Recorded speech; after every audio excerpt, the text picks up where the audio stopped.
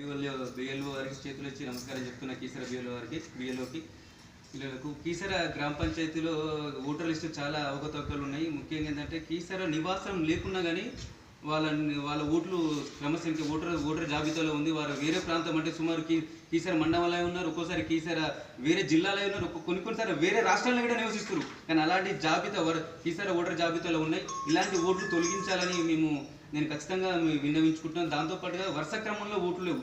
ముఖ్యంగా ఏంటంటే కీసర గ్రామ పంచాయతీ పరిధిలో ఒనిగూడెం, కీసరగుట్ట, స్నేహ కాలనీ, కీసర దార ఓట్లు ఉంటాయి కీసర గ్రామ పంచాయతీ పరిధిలో. ఆ ఓట్లు గిట్ట పూర్తిగా ఒక క్రమసంఖ్య అయిన తర్వాత పూర్తి అయ్యేదాకా ఓట్లు ఒకటే వార్డుకు లేవు.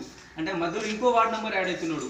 ఎక్కడైనా సరే కీసరగుట్ట కానీ ఇక్కడ ఈ ప్రాంతాల్లో 200 ఓట్లు ఉంటే ముగ్గురు వార్డు నెంబర్లు అక్కడ వెళ్ళి ప్రచారం చేయాల్సి వస్తుంది. ఏదైనా అభివృద్ధి చేయాలంటే గిట్ట చాలా ఇబ్బందిగా తయారవుతుంది. ఎందుకంటే ముగ్గురం ఉన్నాం కాబట్టి ఏం చేయాలో వాళ్ళకిట అన్నట్టుగా అయిపోతుంది. ఒక్కోసారి ఏంటంటే వారి సమస్య గిట్ట ఎవరు చెప్పుకోవాలి అర్థమవుతలేదు. ముగ్గురు వార్డు నెంబర్లు ఉంటారు, 200 ఓట్లు పైగా 300 ఓట్లు పైగా ఎవరు చెప్పాలి అర్థమవుతలేదు. దాంతోపాటుగా ఒక సొంత ఇంట్లో 4 ఓట్లు ఉన్నప్పుడు, భార్య భర్తలకి కొడుకు కూడా ఉన్నప్పుడు ఆ 4 ఓట్లు 4 దిక్కులో పోతున్నాయి, 4 వార్డులలో పోతున్నాయి. వాళ్ళ సమస్య వచ్చినప్పుడు ఎవరు చెప్పుకోవాలో, ఏ వార్డు నెంబర్ చెప్పాలో అర్థం కావట్లేదు. ఇలాంటి ఓట్లన్నీ క్రమబద్ధీకరించి ఏదైతే ఉన్నాయో సక్రమంగా లేకుంటే ఖచ్చితంగా వాటిని తీసేసి కీసరలో నివసిస్తూ కీసర గ్రామ అభివృద్ధికి తోడ్పడుతున్న వాళ్ళని, కీసర అభివృద్ధికి తోడ్పడుతున్న వాటిలో ఓట్లు ఉంచాలి. మీద వాళ్ళని ఎవరైతే వేరే ప్రాంతంలో నివాసం ఉంటారో, వేరే మండలం కానీ జిల్లా కానీ రాష్ట్రంలో ఉంటారో అలాంటి ఓట్లు తొలగించి కీసర అభివృద్ధికి పాటుపడాలని మీకు అందరికీ తెలియజేస్తున్నాను. దీనికి అందరూ ఖచ్చితంగా కీసర అభివృద్ధి సహకరిస్తారని గిట్ట తెలియజేసుకుంటున్నాను. ధన్యవాదాలు. అమ్మా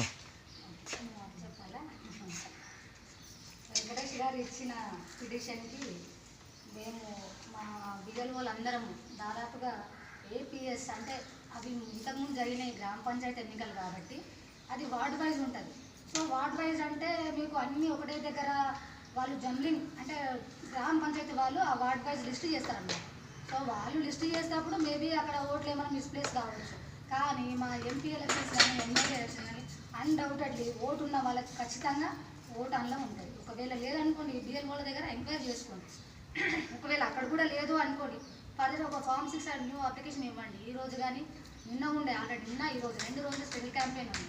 ఆన్లైన్లో కూడా అప్లై చేసుకోవచ్చు. అటువంటి అవకాశం కూడా మనకు ఎలక్షన్ కమిషన్ కల్పిస్తుందన్నమాట. అదేవిధంగా ఒక వార్డులో ఉన్న వారిని ఒకే వార్డులో ఉంచడం అనగా వెంకటేష్ గారు చెప్పినట్టు మన్నిగూడెం కానీ కీసర కానీ ఆ పోలింగ్ బూత్స్ క్రమసంఖ్య ఏంటంటే 190. ఆ 190లోనే ఆ వన్నిగూడెం కానీ ఆ కీసరగుట్ట కానీ పెట్టడం జరిగింది. అదేవిధంగా ప్రతి బిఎస్లో కూడా ఆ ఏరియాకి సంబంధించిన పరిధిలో ఉన్న వాళ్ళు మాత్రమే ఉండేటట్టు చేసాము ఆల్రెడీ కూడా. కాకపోతే కొన్ని ఆన్లైన్ కాలేదు. సో ఫర్దర్గా మేము అవి కూడా ఆన్లైన్ చేసి మా ఓటర్ లిస్ట్ని ప్యూరిఫై చేస్తాం కంపల్సరీగా అని చెప్పేసి తెలియజేస్తున్నాం. ప్రతి ఒక్క ఓటు చాలా చాలా ముఖ్యం. ఎందుకంటే ఇంతకుముందు నేను గ్రామ పంచాయతీ వాడిన పోటీ ఒక్క ఓటుతో తేడాతో ఓడిపోయిన సభ్యుని. కావున ఈ గ్రామ పంచాయతీ అభివృద్ధి తోడ్పడే వాళ్ళు మాత్రమే వరుస సంఖ్యలో ఓటర్ జాబితాలో ఉండాలి. కానీ వేరే ప్రాంతం, వేరే జిల్లా, వేరే మండలం, వేరే రాష్ట్రం ఓటర్ జాబితా మనకు అవసరం లేదు. ఖచ్చితంగా దీని అందరికీ గ్రామ అభివృద్ధికి మన అందరం పాటుపడాలని తెలియజేస్తున్నాను.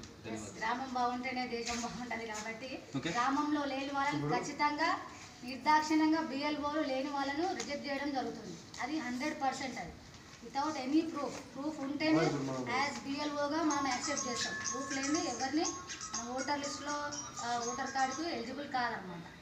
So thank you.